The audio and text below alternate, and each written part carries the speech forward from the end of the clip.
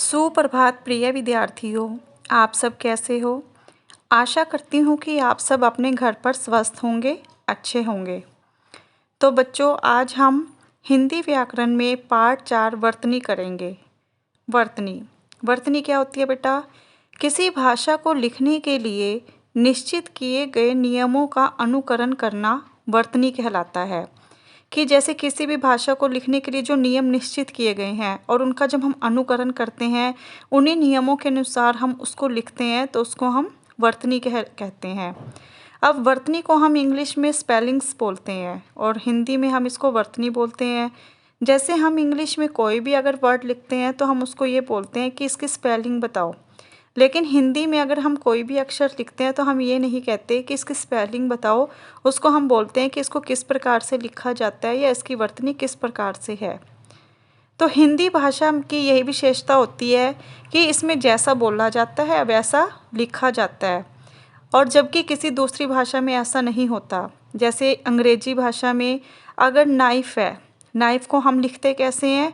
कनाइफ, KNIFE, लेकिन इसको हम बोलते कैसे हैं? नाइफ। उसको उसमें के साइलेंट होता है, लेकिन उसमें के की आवाज़ बिल्कुल भी नहीं आती, जबकि के का लिखने में प्रयोग किया गया है। इसके विपरीत जब हिंदी में हम, जैसे चाकू है, चाकू को हम अगर चाकू बोलते हैं तो हिंदी में भी हम उसको चाकू ही लिखते हैं, यानी कि वो जैसा बोला जाता है वैसा ही लिखा जाता है।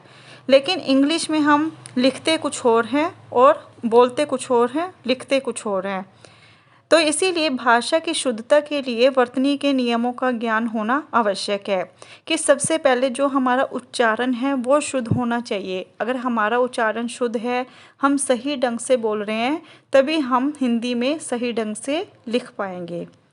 तो वर्तनी संबंधी कुछ नियम होते हैं, यानी कि शुद्ध शब्दों को लिखने के लिए कुछ नियम होते हैं, और वो कौन कौन से हैं?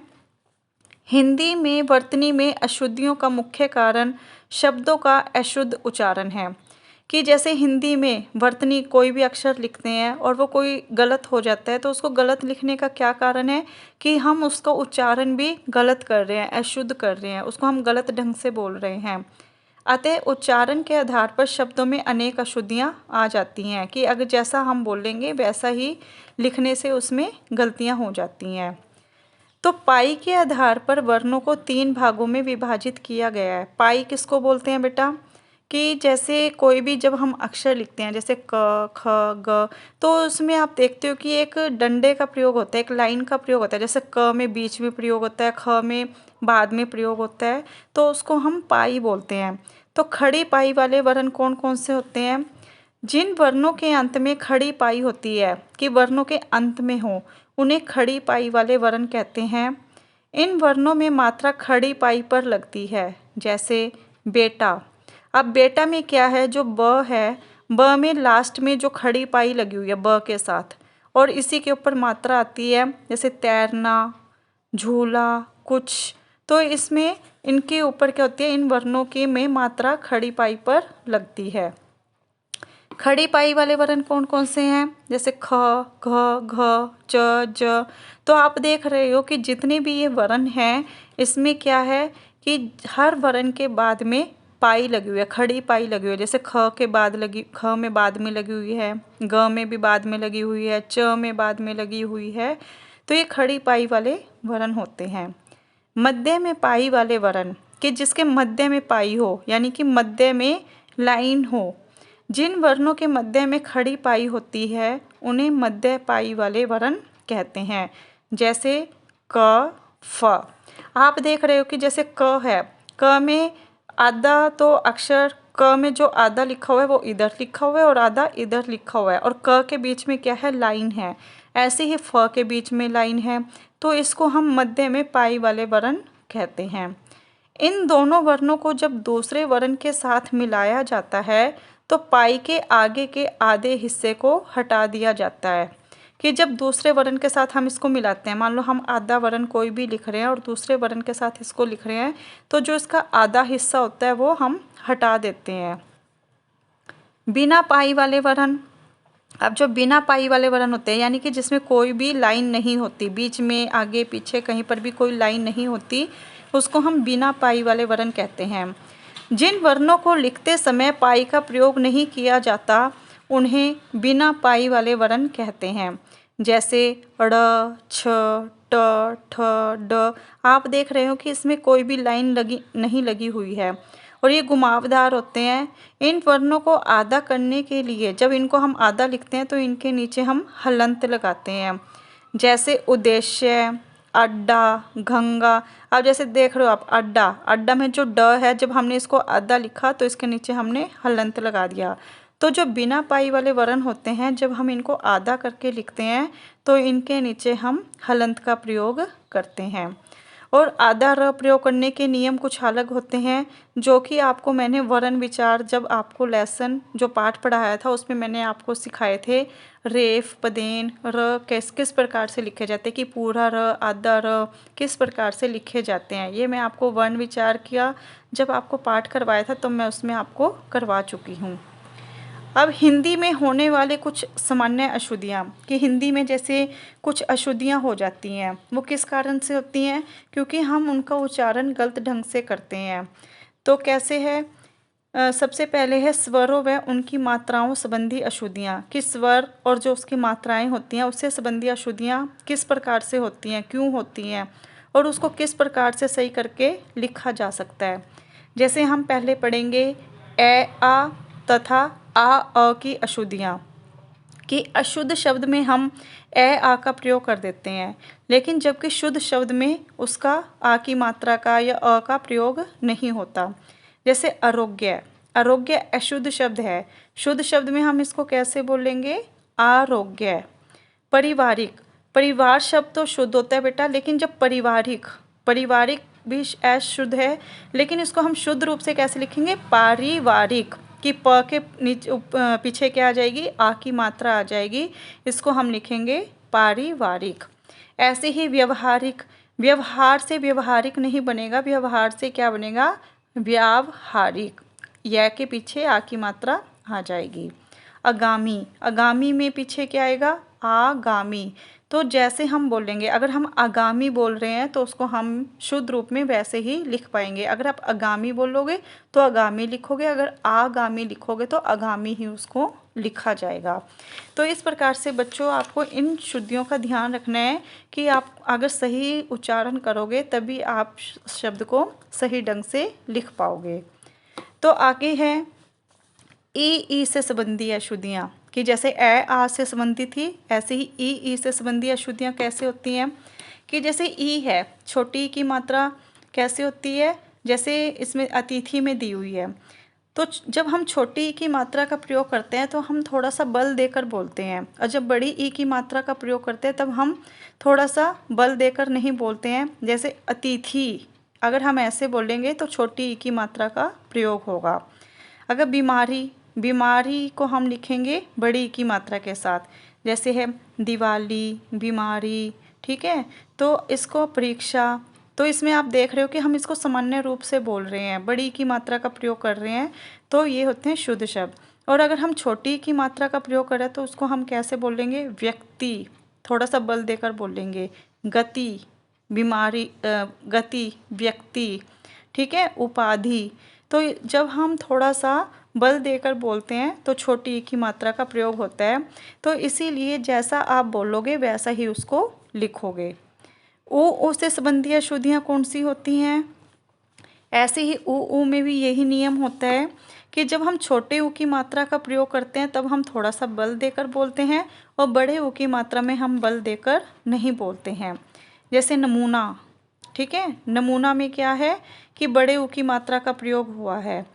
मृत्यु, मृत्यु जब हम बोलेंगे तो थोड़ा सा बल देकर बोल रहे हैं, इसीलिए इसमें छोटी ऊ की मात्रा का प्रयोग हुआ है। पूज्य, मूल्य, भूमि, शून्य, तो इनमें हम बल देकर नहीं बोल रहे हैं, तो इसीलिए इसमें छोटे ऊ की मात्रा का प्रयोग हुआ है। ए, आई तथा आई ए की अशुद्धियाँ कि अब जो ए, आई से संबंधित अशुद्धियाँ होती हैं वो कैसी होती हैं, एनक, हम एनक नहीं बोलते, ऐनक बोलते हैं।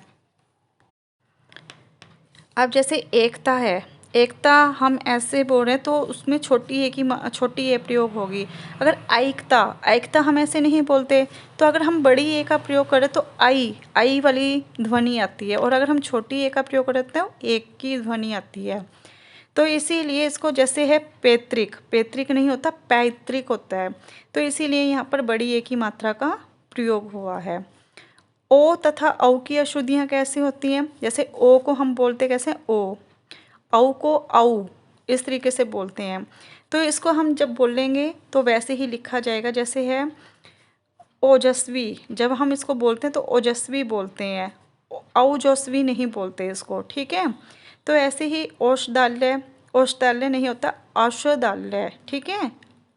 और त्योहार, ये शुद्ध शब्द है, त्योहार नहीं होता, क्या होता है, त्योहार। तो ये क्या होती हैं, औ, ओ तथा औ की अशुद्धियाँ।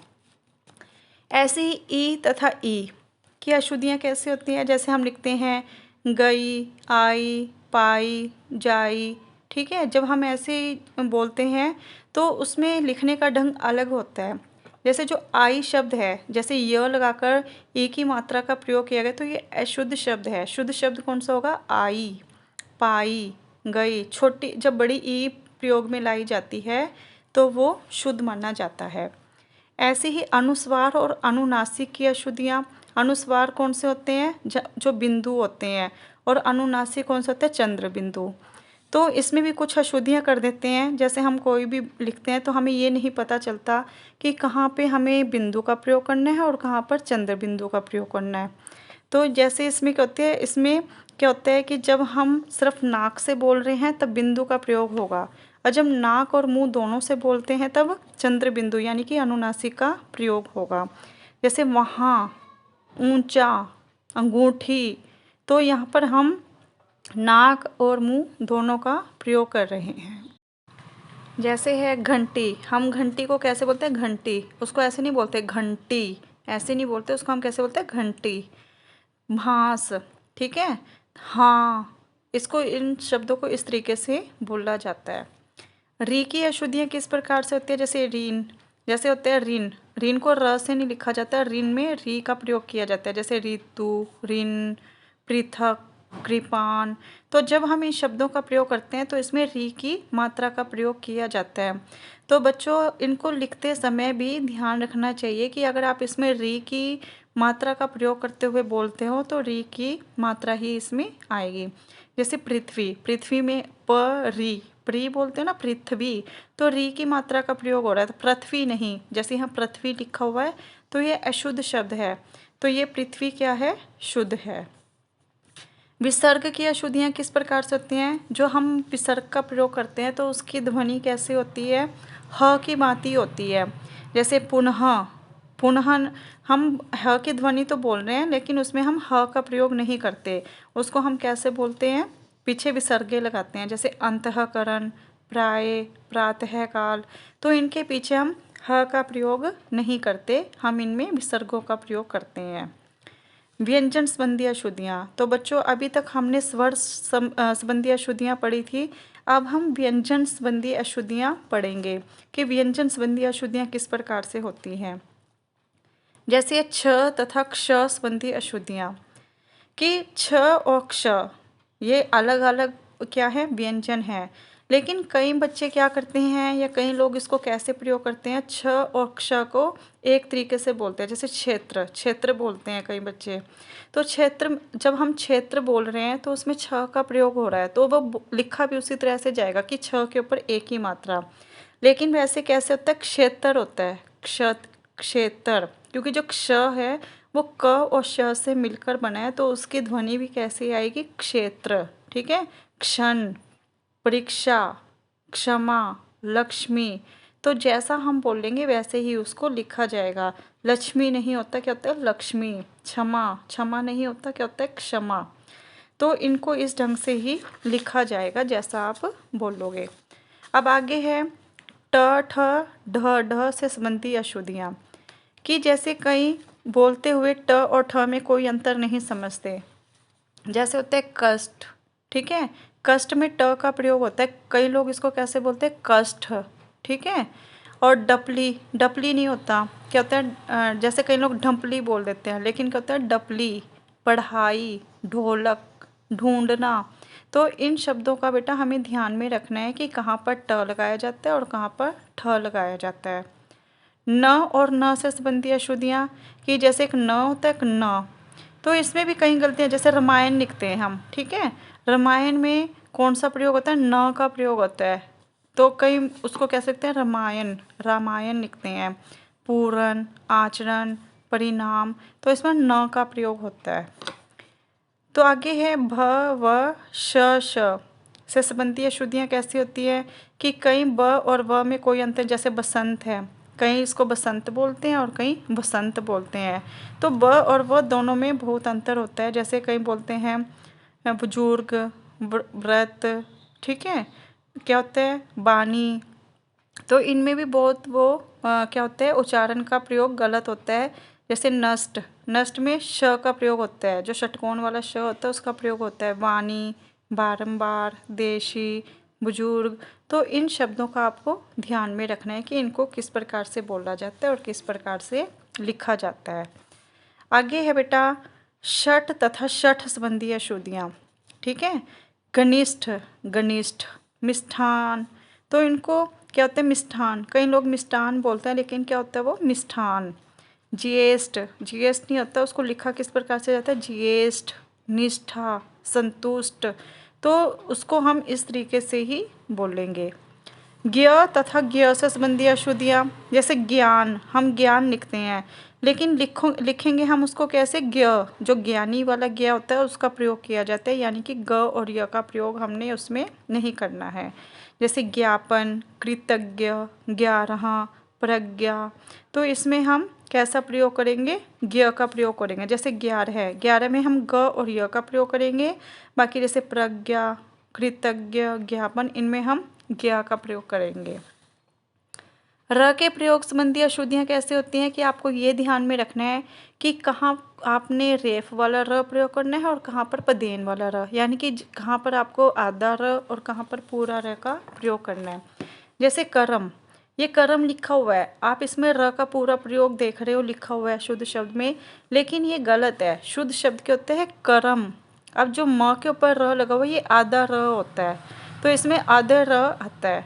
आशीर्वाद, तो आशीर्वाद को जब हम आधा र लिखेंगे तो वो किसके ऊपर आएगा, वाह के ऊपर, यानी कि शी के ऊपर नहीं आएगा, वाह के ऊपर आएगा। अर्थ, कार्यक्रम, तो इनको हम इस तरीके से लिखेंगे। य के संयोग संबंधी अशुद्धियाँ कैसी होती हैं, जैसे ज्योति, ज्योति में ज आधा और यो पूरा, ज्योति, ज्योति नहीं बोलते उसको हम क्या बोलते हैं ज्योति। ज्यादा, पुण्य, यमुना, तो आपको इन चीज़ों का भी ध्यान, जैसे कई लोग जमुना बोलते हैं, जमुना नदी, जमुना नहीं होता है, क्या होता है यमुना। तो ऐसे आपने य और ज में भी अंतर देखना है कि कहाँ पर य लिखा जाता है और कहाँ पर ज लिखा जाता है।